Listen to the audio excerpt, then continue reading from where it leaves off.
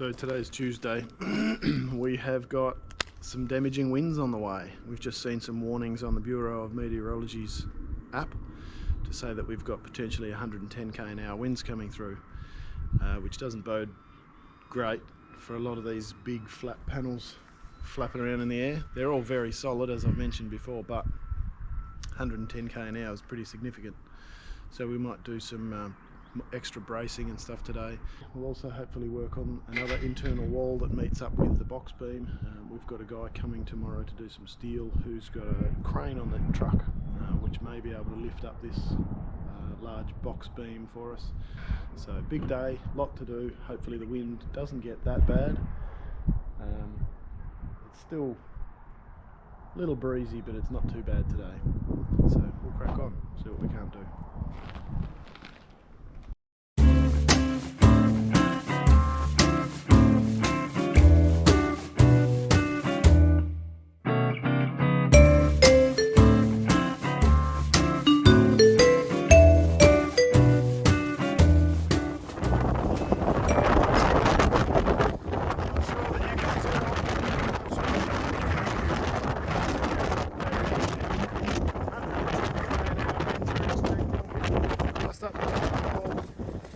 This sucker off and flexing this guy.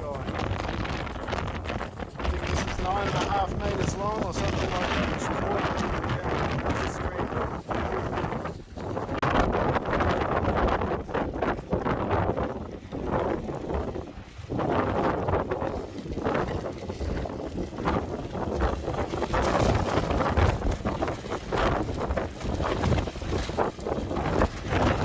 It is really windy. I reckon we've hit our peak of 110 km/h a couple of times. I'm having trouble walking.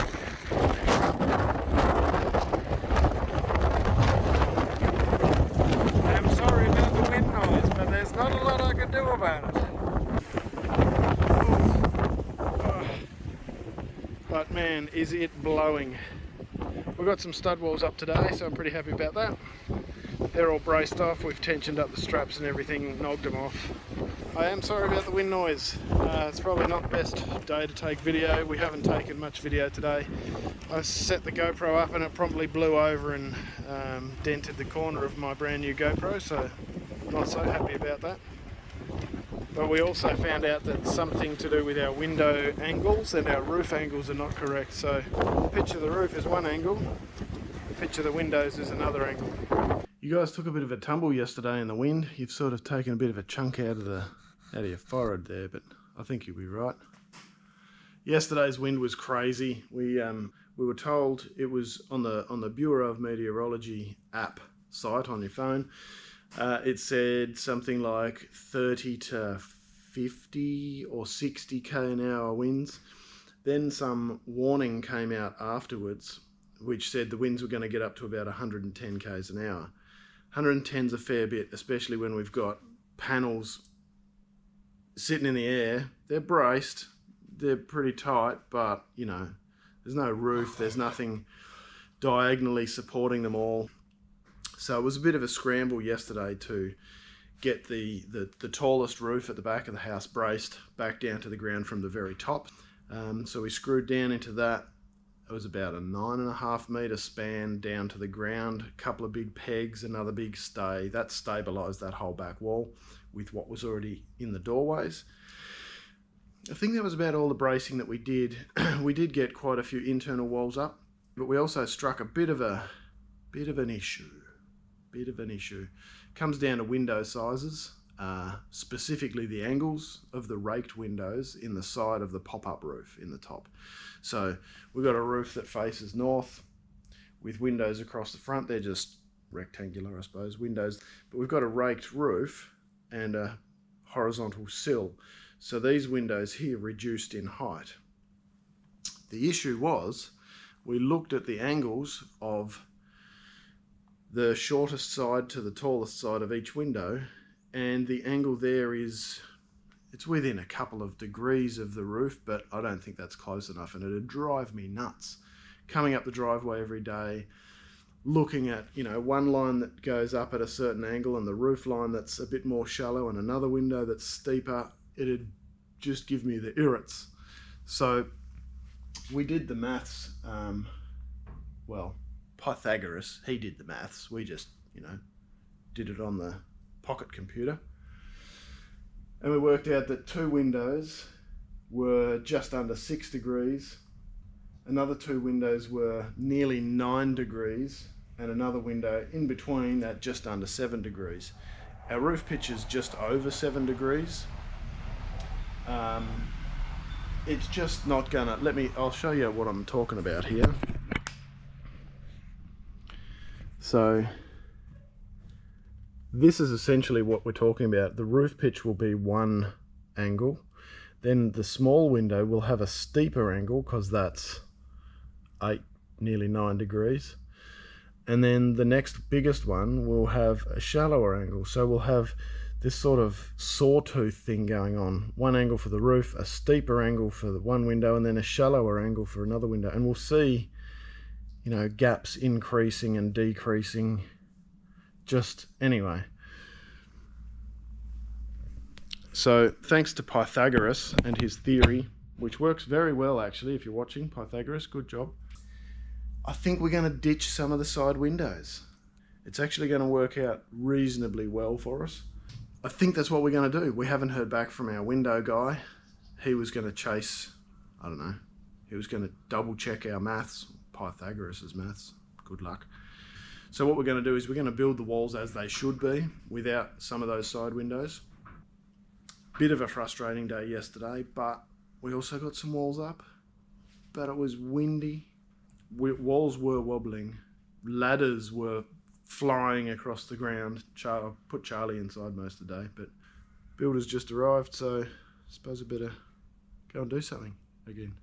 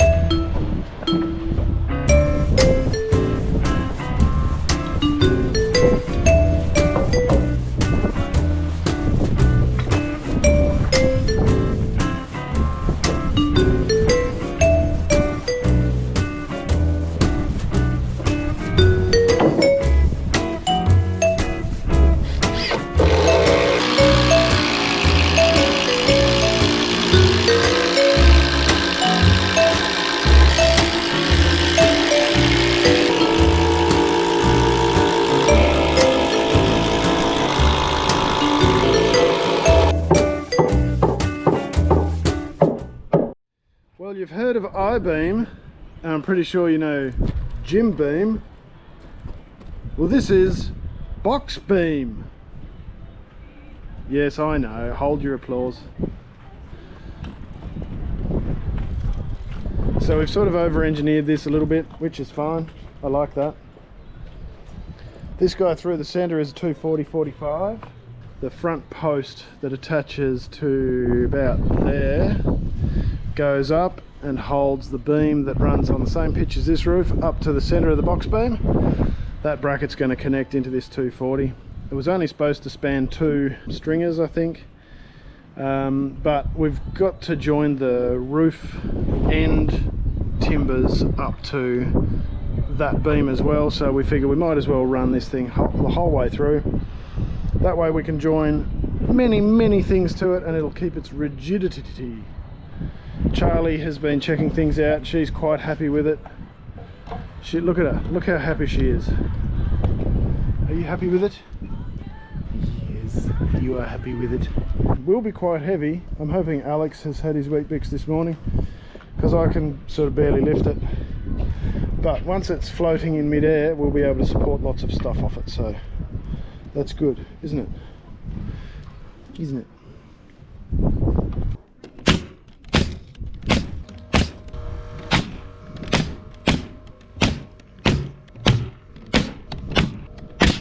Out of snails.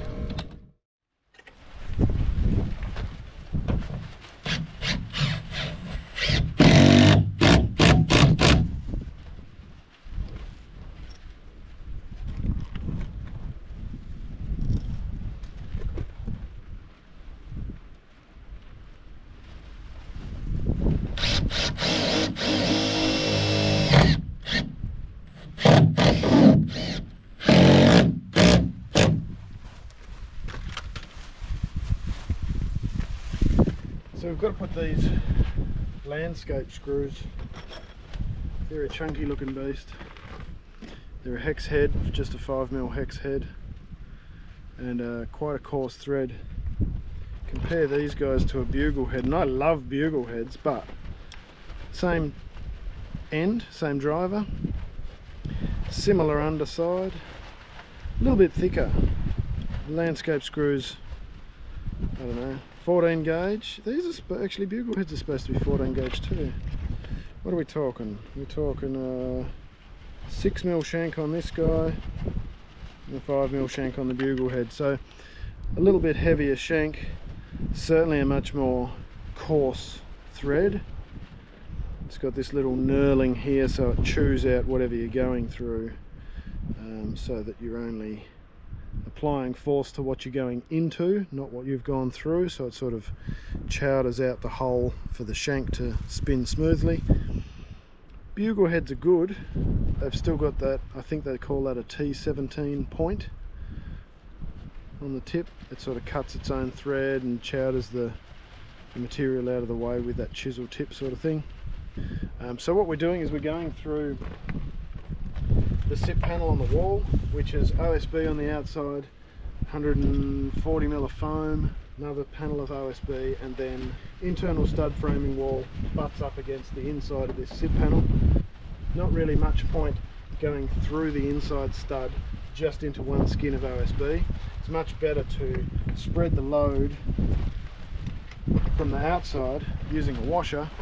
So all of these guys essentially are, instead of just pulling on the countersunk head, they're actually using a washer to spread the load. That countersunk head isn't really doing much except for hooking onto this washer, which is a nice big flat surface.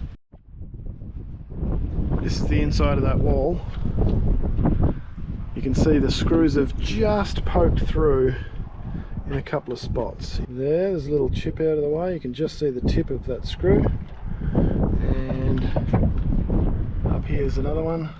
The screw's just broken the surface, you can just see the tip of it poking out there.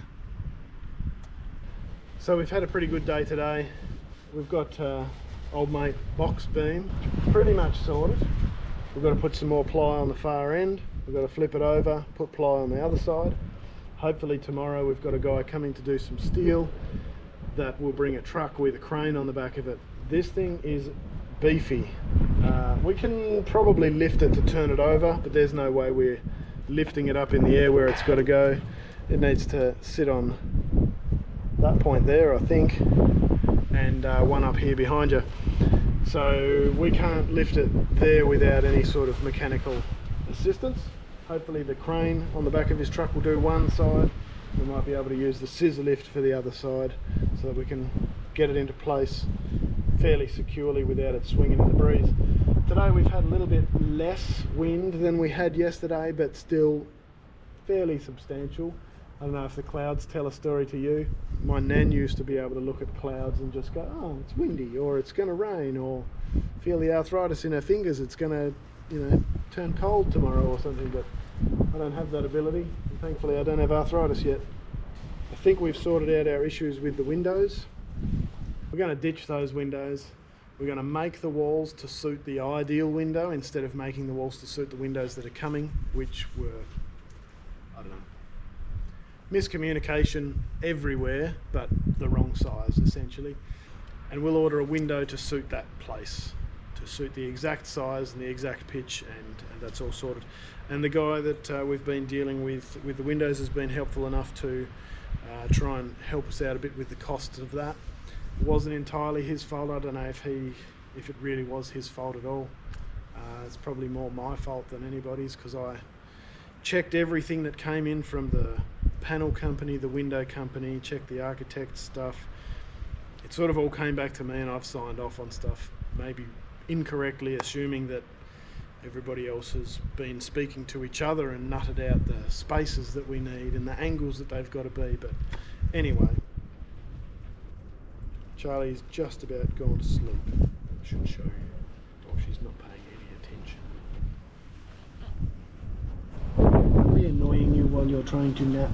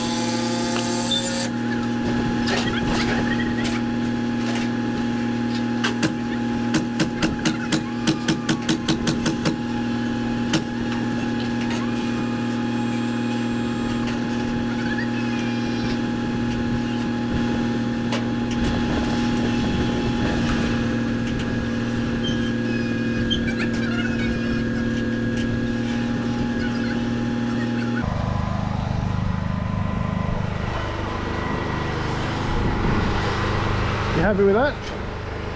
Good, beautiful. That made for a fairly easy job.